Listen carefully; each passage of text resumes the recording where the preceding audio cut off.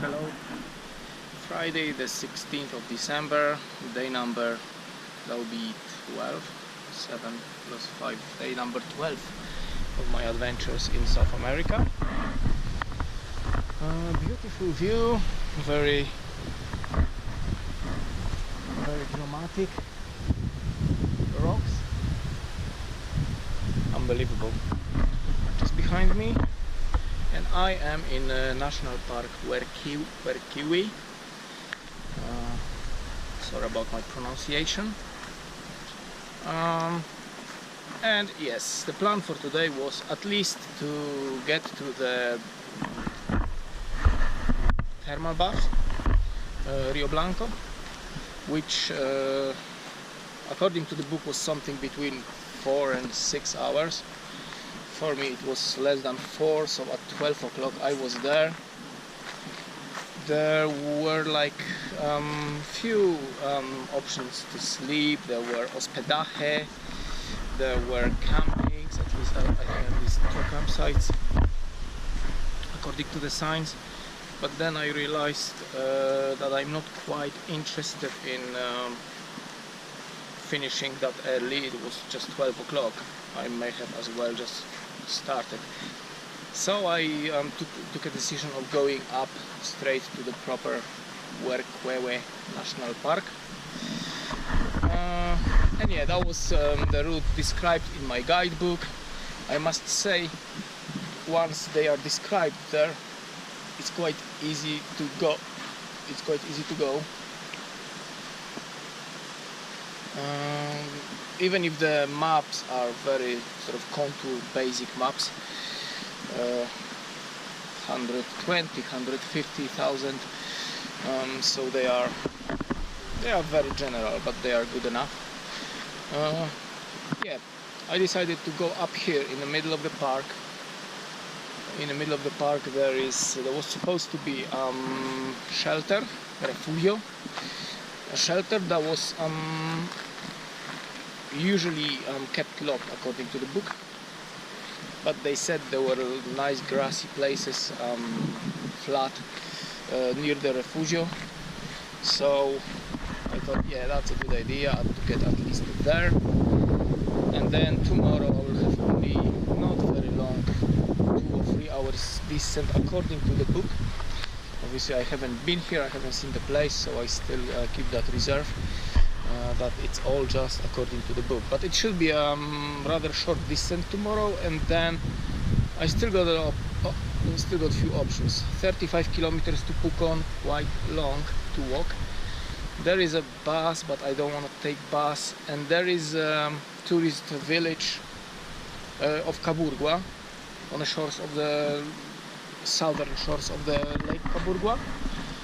So I will check. I haven't checked the maps yet. It was just my idea when last night I thought this could be an option to walk to Caburgua, short walk, and then walk to Pucón, so I can enter Pucón on Sunday. Never mind, for today I just got up here. It was a long walk, very steep in places. All the time pretty much surrounded by these trees. So it was a good thing on one hand, because the sun was neutralized, and also, as you may see, there are clouds today. Sometimes more, sometimes less. Sometimes sun disappears for like few minutes, for 5-10 minutes, but even that little amount of clouds make a huge difference if it comes to ascending, walking up, basically walking. Plus on the higher levels I could feel the winds, so there were few more how to say, little things that made my walk quite pleasure today. So yeah, it was all the way different to yesterday's walk, or 2 days ago.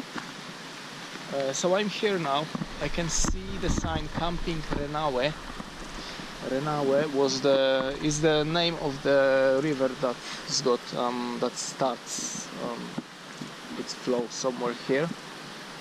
But also Renaue was the supposed name of this refugio, this shelter, which I couldn't find anywhere. So it's quite strange. There are even organized toilets. I haven't been there, but it says baños. There's like a wooden house. I'll show you. Maybe we can actually walk there.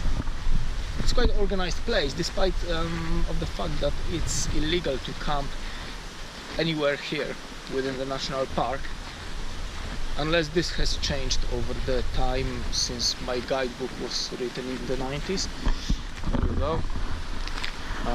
Baños. I'll check it out later. At the moment I had my shower and washed everything in a stream just beside my tent. There is another tent just over there. Very nice Brazilian couple. Yeah, I was quite surprised seeing a tent here, but finally we've got some tourists. At the beginning of the tourist season, temporada alta starts just today, mid-December, so it's the high tourist season. All the prices will go slightly up, but that's another story. So yeah, the Brazilian guy spoke perfect English. His wife was just busy with washing or preparing food. We spoke a little bit, so yeah, they came the opposite direction from the only official entrance from the southern side. And he said he didn't realize that there is no rangers post from the northern side, so basically no one could even sell me a ticket, control me or anything. We'll see if they will catch me when I leave the park, but it's quite unusual. Usually these parks got two entrances, one from the north, one from the south, or depends what the park layout is, but this one is slightly different.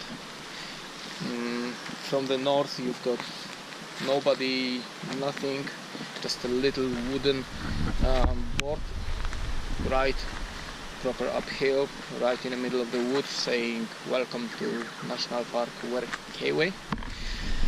That was it.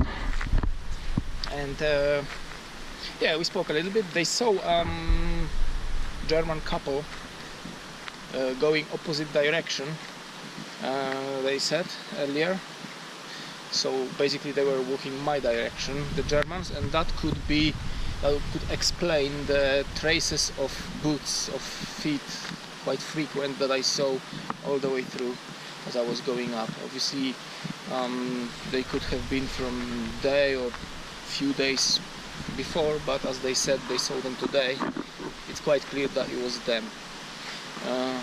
They said they started at the thermal baths, so slightly shorter distance than mine. They went all the way through. I could have done it as well, because I think it's just about, as I said, 2 or 3 hours. But I'm not in rush. I don't want to be too early in Pucon.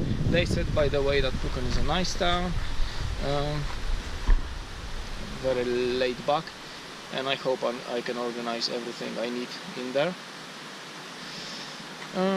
What else? So yeah, that's about it from today. Not much of beautiful views. There was an area without trees not long ago, as I was walking here, maybe last half an hour of a walk. So all that rocks. Not sure if it's the same direction, but probably pretty much. It was like a all long wall of this sort of rocks. Very dramatic view. And I saw cows eating grass somewhere on the very steep slopes. Crazy. Yeah, this is what brought my attention straight away. This is a dome. This may be maybe this is this ex-refugio. God knows. Doesn't really matter. perfect place. I'm thinking of maybe having fire, even if it's illegal later, but we'll see if I've got energy. There's plenty of wood in here. There is a fireplace just over there. My tent here, sun goes down there, it will go up from the other direction. I won't have sun until later today, and my little stream is just here. Nice, lovely, clean water. So yeah, quite organized place in the middle of nowhere, right in the middle of the park. There was a first sign to the first lake, Laguna Angelina, side trip, and basically the whole idea of this park is walking between the lakes. Lakes are the main attraction of the park, and you can spend basically a whole day or even 2 days doing a side trip around every one of these lakes. I'll have a look on the map. Maybe I will do a side trip to one of them, Lago Verde, or we'll see. So as I said, I've got quite a lot of time, but I've got all evening to plan my trip hour by hour nearly for tomorrow and day after tomorrow. So yeah, so tomorrow the lakes part, going down to the Guarderia, and we'll see. Maybe I will camp at the bottom, at the entrance to the national park. Maybe there, or maybe I will carry on further to Caburgua, but I have to check on the map if it's not too much of a side trip for me. Going to have a dinner soon. With this weather it's a bit different. I mean, if it's as hot as yesterday, you have to wait until the evening before you even feel any hunger. But now I feel quite hungry. I feel like this is something I want, so I'm gonna enjoy my pasta. I'll speak to you tomorrow. Hello. Saturday, 17th of December, 13th day of my journey, and I am filming here at Lago Verde, the green lake in National Park Werkewe. As you can see, the weather is not really good today. There is still like a misty little rain, and it's a shame because there is quite a lot of these lakes here. Now I entered the proper national park area, so you have all these signposts directing you to the left or to the right, to various lakes of a different size. They look really pretty as much as you can see, even here. Lago Verde is, I think, the biggest of them, of these lakes in this national park. And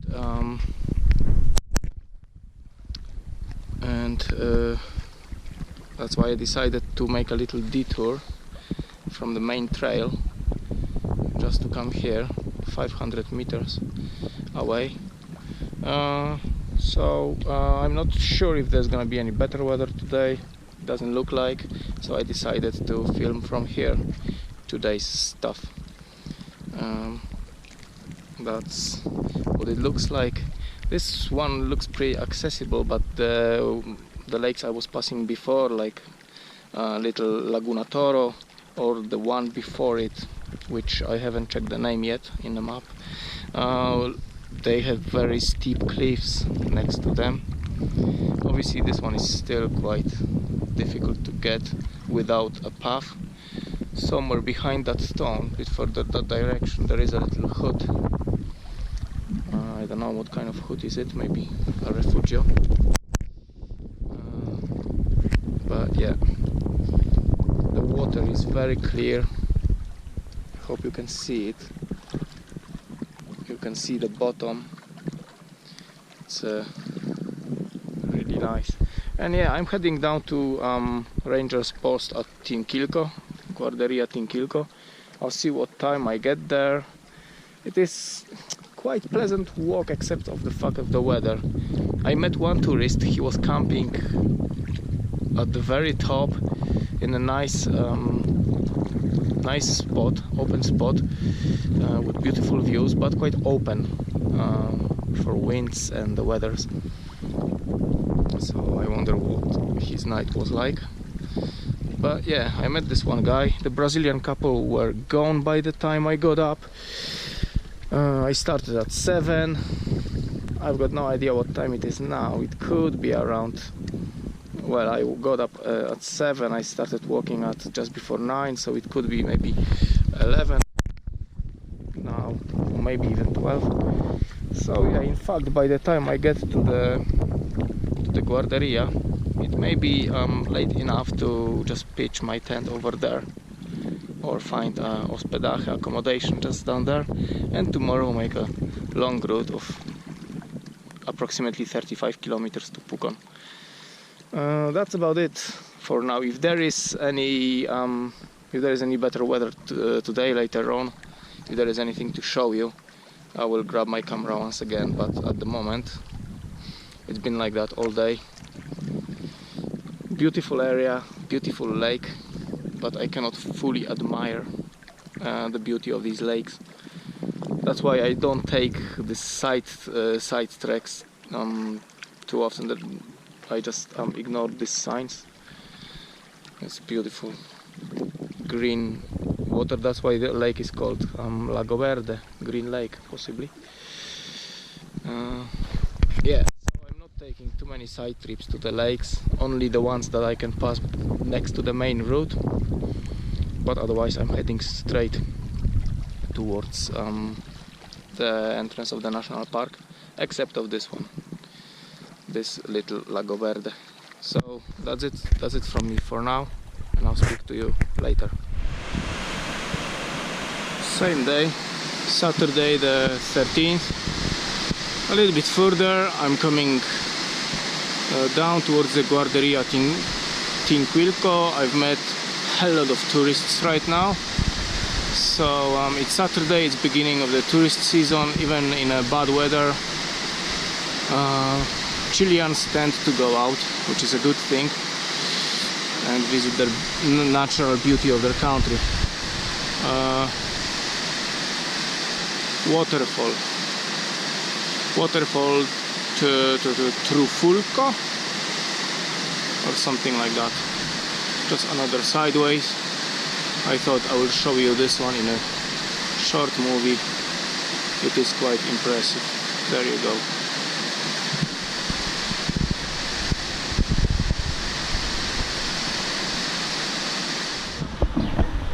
Hello. So it's Monday, the 19th of December, 15th day of my travels, although today is my day off, first day off. I'm in a very much touristy town of Pucón, not a very big town, probably about 10,000 inhabitants, but there is a big lake which I'm gonna take you to with me in that direction. But we will go via, this is the most popular, most touristy O'Higgins Street, Freedom Father Bernardo O'Higgins. Usually Main Street is named after him in every town, city of Chile. So yeah, we've got the lake, but we also got the Villarrica, which I'm gonna head towards tomorrow, just over there. 2,847 meters. So it all mixes here. The mountain tourism, the sort of beach tourism, like lake, the fishermen, and all that meets here. Try to hold it this way so you can see where we're going. Yeah, so we will go via the side street, although it's still quite busy. There's plenty of people here. Very much touristy place. I think everything is here made for tourists. And yeah, we will go this route. We will turn right and right again. and we will go to the lake. I've been there yesterday in the evening. Very nice place. Now it's a bit earlier. It's around between 4 and 5 p.m. I've done my shopping. I got everything I needed. I just need to pack it up. Staying in one of hundreds hostels of Pukon with a private room, shared bathroom, but it's no problem. No one's there during the day anyway. So that's that. Yeah, as we go away from O'Higgins Street, the traffic slightly disappears. It's basically, the town is, I would say, 5 streets that way, 5 streets crossing it, all in a perfect square shape. Very easy. I mean, you cannot get lost here. I've just bought some more maps. I found a nice place where I could get some more detailed maps that I've got. Let's have a look at Volcano once again. You can climb there up with a guide. It's about $100. I met the Brazilians. I met them yesterday as well. I saw them today, just not long ago. So they hired a guide. Without a guide, it's really risky and difficult.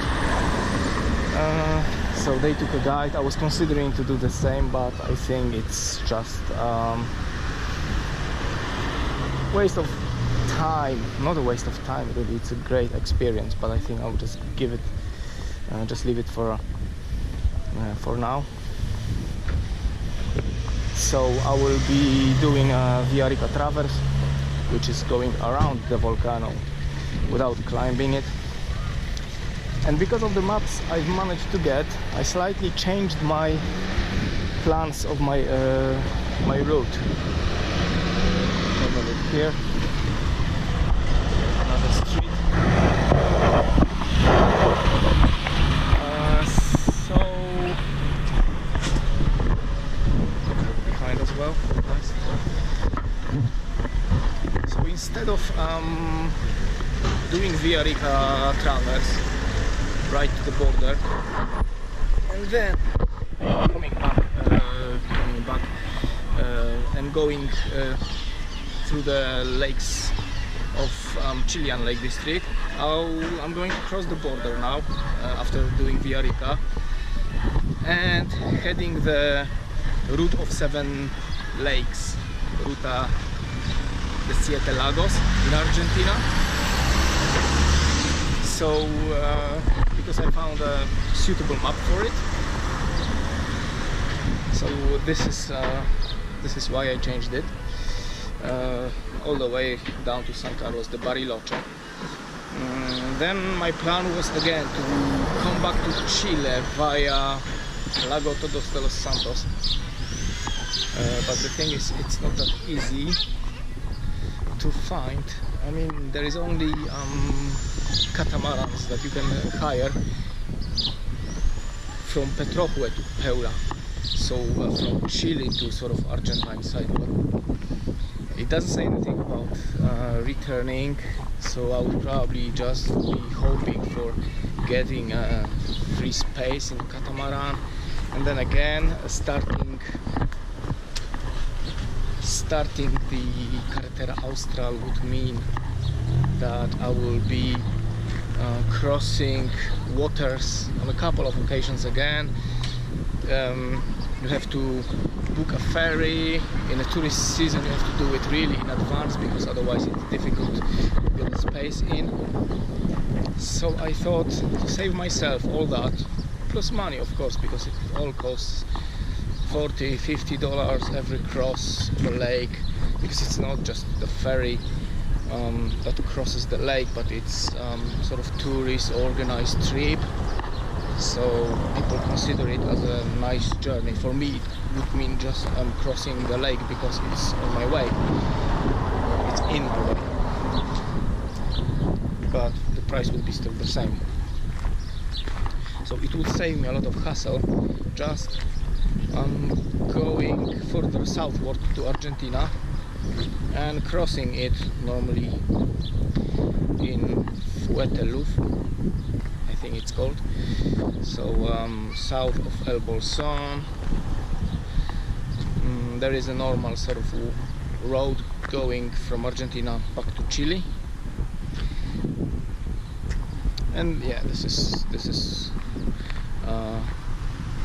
I also got some maps of that area, so I've got Argentina covered much better than I have before, and it will be much easier for me to just cross it this way. So this is what I'm going basically to do. It's gonna be probably about 5-6 days in Chile, and then I'm entering Argentina for a bit of a longer time, maybe a month, and only then I will come back to Chile,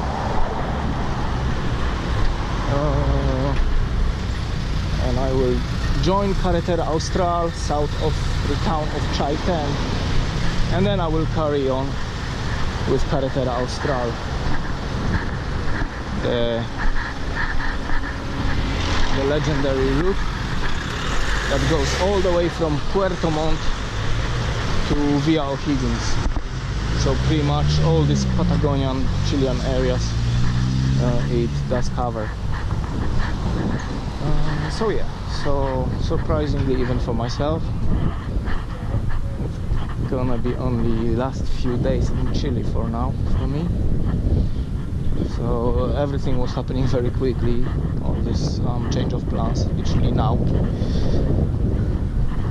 Today in the morning I decided to walk the Argentine part a little bit and come back at in the region of Lago Todos los Santos, Puerto Montt. But now, as I was having my dinner, I figured out that it saved me a lot of hassle, all this lake crossing, ferry crossings.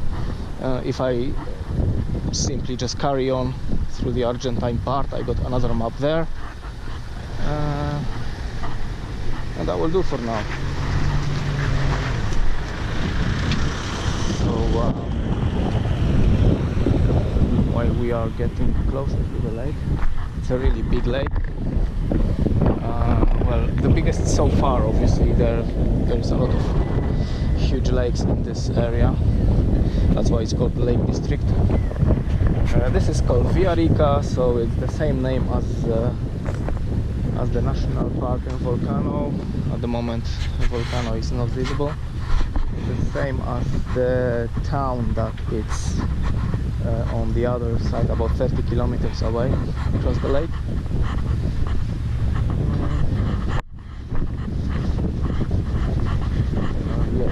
Last evening it was already dark, so I could see the lights of Villarrica. I don't think we will be able to see it now.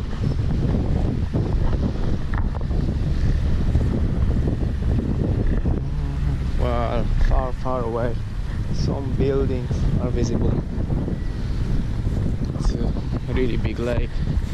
That's what I said. Pucón is tourist center for many reasons. It's mountains, it's a lake, so you can see people properly dressed for mountains with all the gear and equipment. And then, as I was having my dinner yesterday, there was like two guys wearing just pants with their towels above their neck, coming back from the lake. So yeah, it's really interesting. I'm in a dead end to cross this little stream.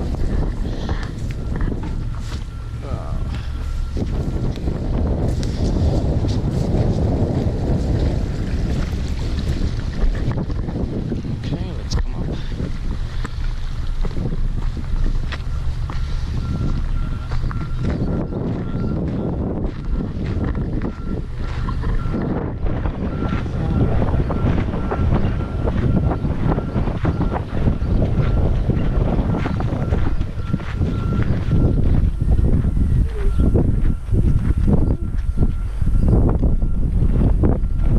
Villarrica. Lago Villarrica. So I'm here basically a bit further behind that bridge. There is a normal beach. Well, not normal. They all kind of like this, covered with black volcanic sand, volcanic ash. Here is just a bit, but proper beach is just across that way. And let's go down.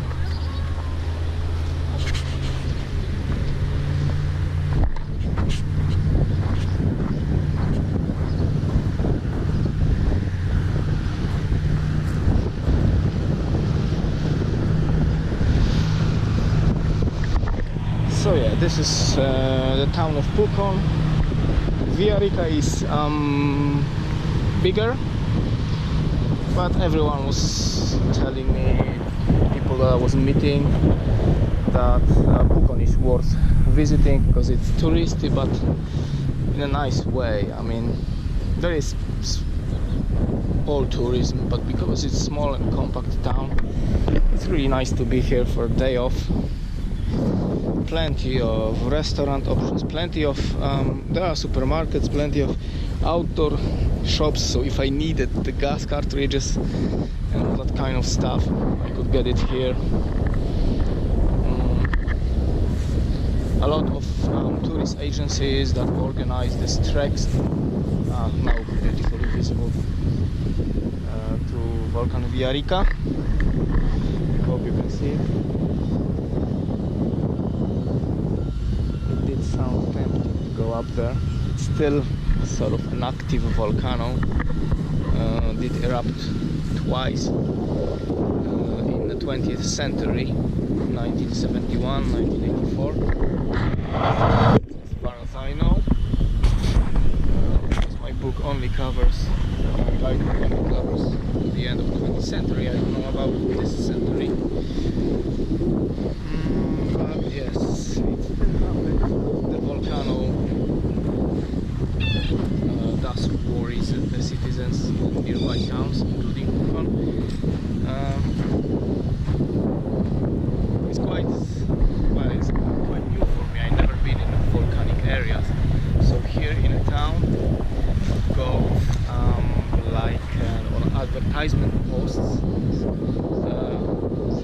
You've got the route of evacuations from the town, the volcanic evacuations, and it does tell you where the safest parts of the town are in case of the eruption. And normal evacuation routes, like you don't need a building, fire exits. So here you've got sort of streets, certain streets via which you leave the town if anything happens. As I said, totally new thing for me. I'm not coming from volcanic area. That's what it is. There is also some dramatic ridges, mountain ridges over there. A lot of these mountains are just not trekked because they are not prepared for tourists. So this is not as easy as I thought at the beginning of the trip. Even Romania is very much touristically prepared in terms of tourist trails in the mountains. There's always a way to go through. Here you simply go sometimes mountains like that, trees, no roots, nothing, and the vegetation is so dense that you cannot even improvise like I did in Romania. So here you really have to rely on the roads, and once you get detailed map of a certain region, then it's good for you. Then you can try to do some off-road hiking, but without it, it's just impossible. You have to stick to the main roads, because otherwise you're gonna get lost. You will just get to a place where you got no further way to go. So this is mostly about it. today. Carry on relaxing. Today it's one of these days that I used to do in Romania as well. Every week and a half, whenever I got to a major town, I was refilling my supplies. So to do that, I was just having a day off to have a time to rethink what I need, except of the food, and organize everything for the further marching.